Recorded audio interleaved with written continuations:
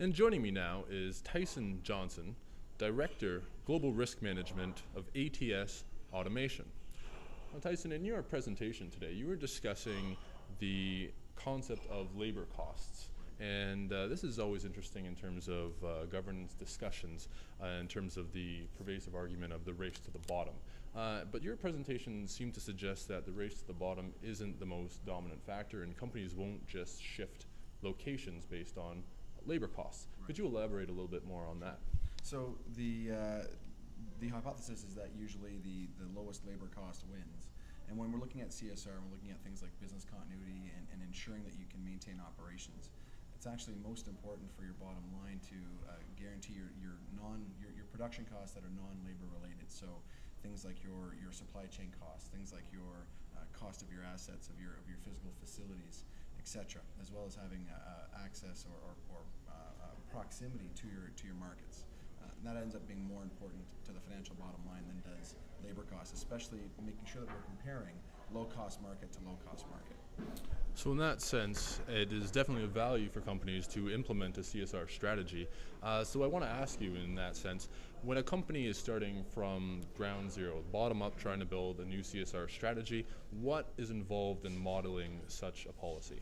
So it's fairly complex. Like I say, it's three-dimensional chess in a way. What you're doing is you're starting with a compliance management piece, making sure that as a corporation that you're having those discussions with your executive team to make sure that any project that you're going to undertake, you're identifying what are the social issues that you're going to encounter when you enter a particular market, and ensuring that you have the right risk management program in place to support it, such as a CSR program, costing that out in front so that you can implement the program and not have to fight for cost to implement after you've initiated the project.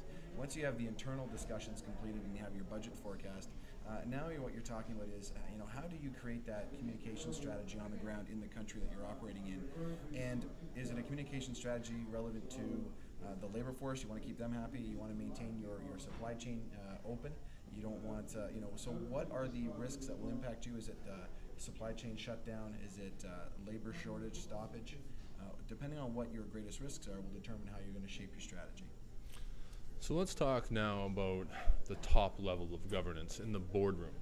What are the factors that are involved in terms of selling a CSR strategy, in terms of competing for scarce dollars that may be on the table? Right. That's a critical point. You need to demonstrate the measurements of why it is you want to implement a program and what the return on investment is ultimately. If, in the case of some of the examples given today, if one day of business shutdown is $50,000 of loss to your company, you can start to do the math pretty quick on why it would be valuable to invest in a strategy of social engagement that would reduce the likelihood of any impact such as that. If you look at other companies in your segment that have been in similar countries, and you can identify the numbers of issues they've had and work stoppages, you can start to calculate.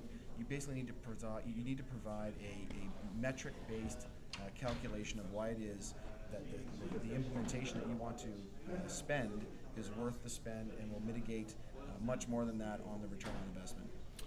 Well, thank you very much for joining us here today. Again, this is Tyson Johnson, Director of Global Risk Management at ATS Automation.